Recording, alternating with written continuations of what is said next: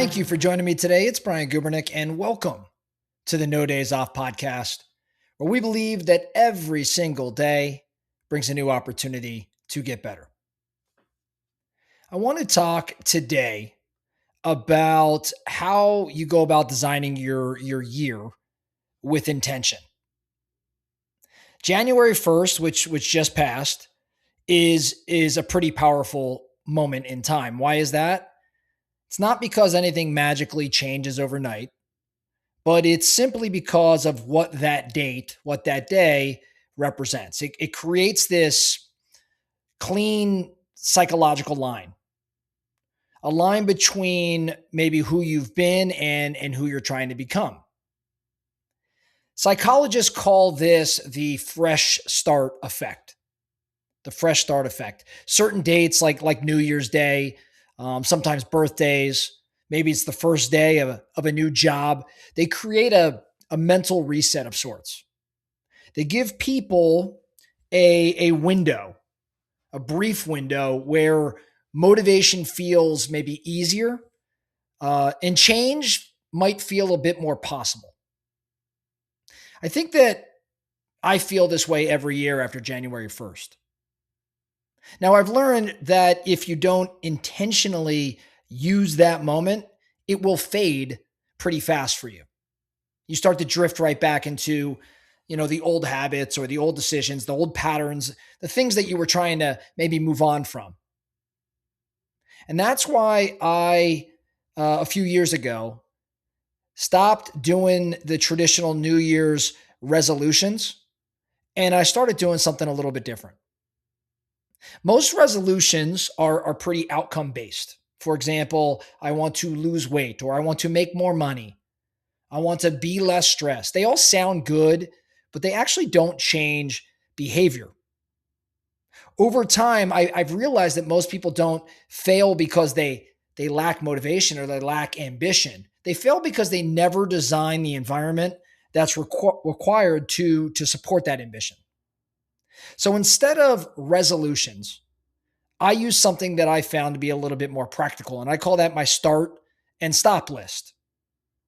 My start and stop list. And I just recently talked about this in the newsletter that I publish every single month. We'll put it in the show notes here. If you're not subscribed to my Relentless Forward Progress newsletter, it comes out at the end of every month. I'd love for you to get signed up and start getting that. So that check out the show notes. I talk about in the most recent edition of that newsletter the start and stop list, and I published my stop list from last year.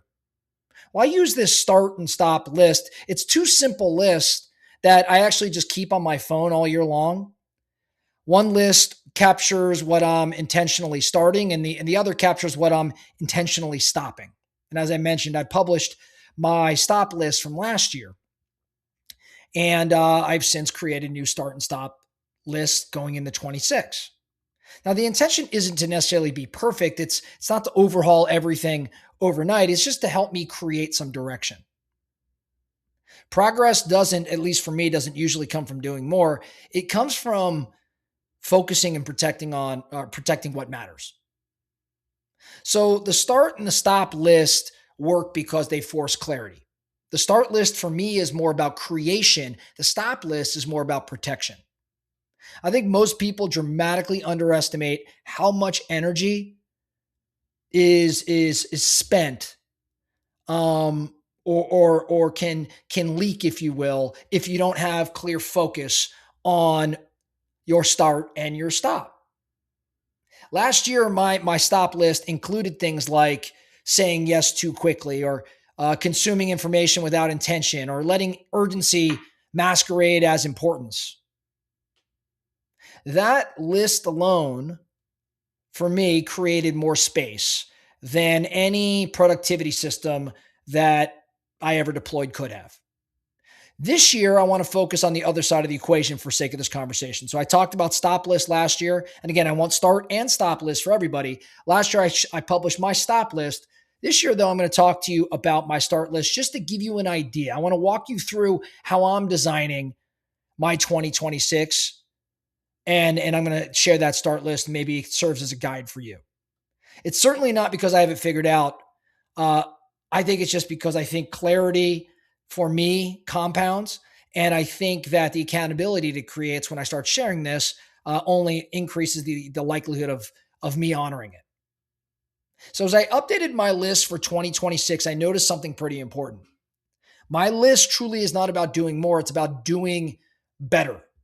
No surprise, we're here at the No Days Off podcast, where the whole intention is to get better at something every single day. My list is about getting better, about better strategy, better thinking, better energy, better leadership, certainly better follow through. So here's my start list again, not that this should be yours, but to get you thinking on what you ought to start or you could start in 2026. And remember, the other side of this is what you should stop. So, number one on my list is to start protecting my work mornings. Protecting my work mornings. What does that mean for me? It means fewer meetings and more white space, particularly in the morning.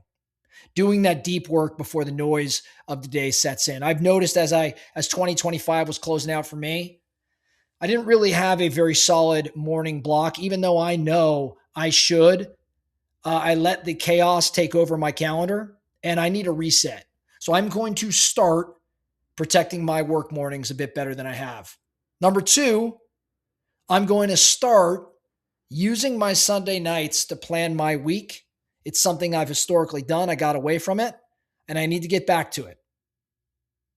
I want my Monday mornings to be calmer and not reactive. And I think the Sunday night planning, when I go through my planning process leading into a week, will serve me well. Number three, I'm going to start going to sleep before 10 p.m. Now, some of you may be an hour and a half asleep already by 10 p.m. For me, I have not committed fully, even though I know sleep is so darn important and we've talked about it so much here at No Days Off. I still struggle going to bed, literally going to bed. I'm not talking about falling asleep. I mean, physically going and laying down at 10 p.m. I'm going to start before 10 p.m. moving forward. Number four, I'm going to start asking the question more frequently, who can I delegate this to? Who can I delegate this to? Before I ask, can I do this? I'm going to ask, who can I delegate this to, or who may be better suited to handle this?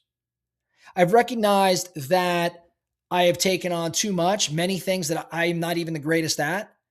And I need to start asking, who should be handling this other than me? Number five, I'm going to start finishing what I've started before beginning something new. I look at my desk, I look at my calendar, I look at my emails, and I see a lot of half-finished work. And it's created this mental drag for me. So I'm going to start finishing things before I start something new. I think that when I complete things, it'll create more momentum. Number six on my start list, I am going to build on what's already working instead of obsessing over what's broken. I'm going to start building on what's already working instead of obsessing over what's broken. This is an interesting one for me. My default behavior is to find an issue, find a problem, find an obstacle, and go to solve that. And my intention as we head into 26 is to start building on what's already working, doubling down on those things instead of obsessing over what's broken. Number seven, I've got two more, 7 and 8. Number seven, I'm going to start documenting my decision filters. The filters that I'm using to make decisions versus redeciding the same things over and over again. In other words, I need to create clearer standards so I'm faster and cleaner and more efficient with my decisions. I have decision filters, but I don't go to something and say, okay, of the decision filters I use, which one would make the most sense for this particular decision? I'm kind of just trying to recall in the moment. And I'm recognizing that I'm probably not operating to my full capacity as a result. And number 8, this is an interesting one. I'm going to start to default to more asynchronous collaboration instead of meetings. What does that mean? If you haven't heard of the term asynchronous or async, it means fewer meetings and more collaboration on Google Documents and things like that. In other words, instead of calling a meeting to discuss something for 20 or 30 minutes, I'm going to call everyone's attention to a document where we could all interact, comment, and save time away from a Zoom meeting. And I think that the meetings should end up being the last resort, not the default. So that's my list of 8. I think every item on this list points back to the same sort of themes: clarity, energy, leverage, and focus. I don't think any of these make me more impressive. I think they make me more effective. I don't think my list is about hustle and grinding. I think it's just more about, for me at least, it's more about alignment. Most people start the year asking, what do I want to accomplish? And I think the better question actually is, what kind of life am I designing? The start list and the stop list, I think they put you on that path. So if you're listening to this, here's my challenge to you. Scrap the New Year's resolutions. Instead, write your own start list. Maybe keep it short. I gave you 8. Maybe it's 5 to 10 items. Focus on behaviors that if you practice them consistently, they would change how your days feel and how your weeks unfold.